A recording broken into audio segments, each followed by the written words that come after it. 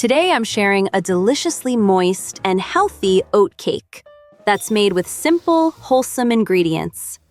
It's easy to make and perfect for breakfast, a healthy snack, or a naturally sweet dessert. Blend 2 cups of rolled oats into a fine flour.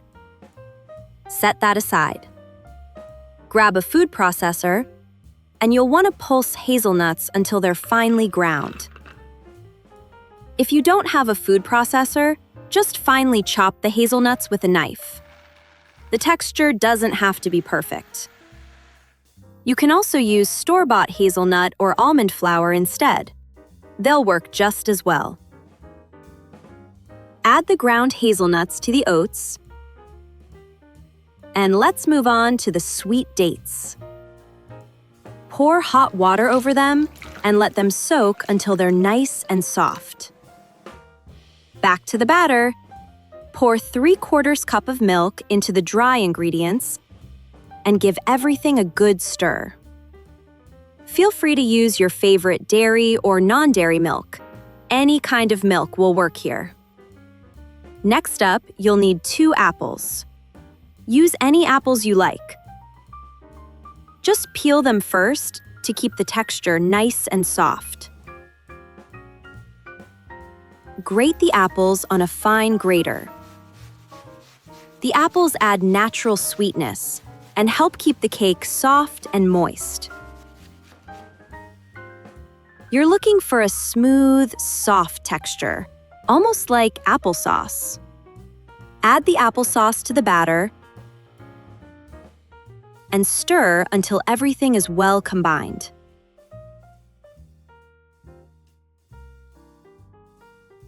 Now let's move on to the dried fruit. I'm using raisins and cranberries.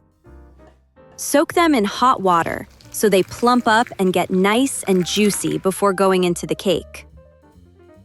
Now grab 1 banana, peel it, and mash it into a smooth puree. You can use a fork and mash it well until smooth, or use a blender for a quicker result. Add the mashed banana to the batter and mix until it's fully incorporated. Along with the apples, the banana brings natural sweetness and helps bind everything together in the cake. Set this aside, and let's get back to the dates. Go ahead and drain off the water first. Then we're going to remove the pits from the dates. Add the pitted dates to the same food processor you used for the hazelnuts. Just double-check that no pits sneak in. They're definitely not invited. Give the dates a few pulses until they come together into a thick, smooth paste. Add the date paste to the batter. And now for one more flavor boost, lemon zest. It brings a fresh citrus flavor that perfectly complements the sweetness of the fruit. Be sure to zest only the yellow part of the lemon. The white pith can taste bitter. Mix everything together well, so all those flavors come together nicely. Next, we're going to add some nuts. I'm using walnuts, but feel free to use any nuts you like. Give them a rough chop, so you'll still get little crunchy pieces throughout the cake. Add them to the batter. Time to bring back those raisins and cranberries we left to soak earlier. Add some extra virgin olive oil to the batter and give everything a good mix.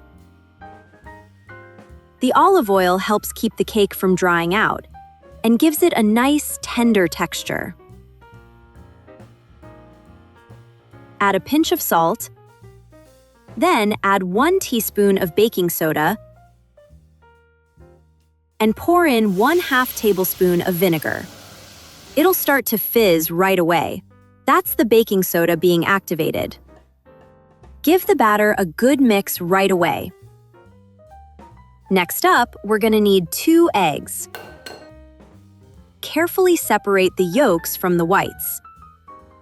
Be careful not to let any of the yolk get into the egg whites. We'll be whipping them later. Okay, add the egg yolks to the batter and gently mix them in until they're fully incorporated. And if you're enjoying the video so far, make sure to give it a thumbs up and subscribe. Now let's get back to the egg whites. Whip them until they're thick, fluffy, and hold stiff peaks. Once the egg whites are ready, go ahead and add them to the batter. Gently fold them in, being careful not to deflate the egg whites. They're what give the cake its light, airy texture and help it rise beautifully in the oven.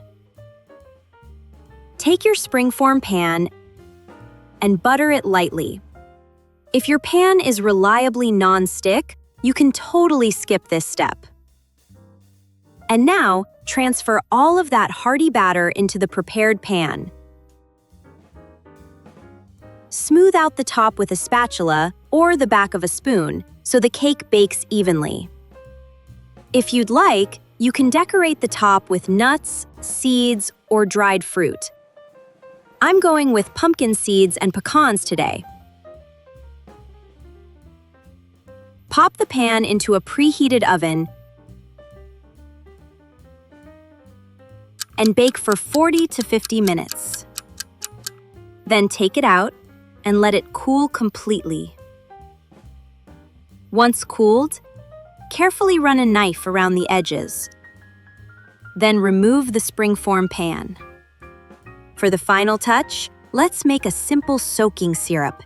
Combine your favorite honey with a teaspoon of lemon juice. Add a bit of water and mix everything together until smooth.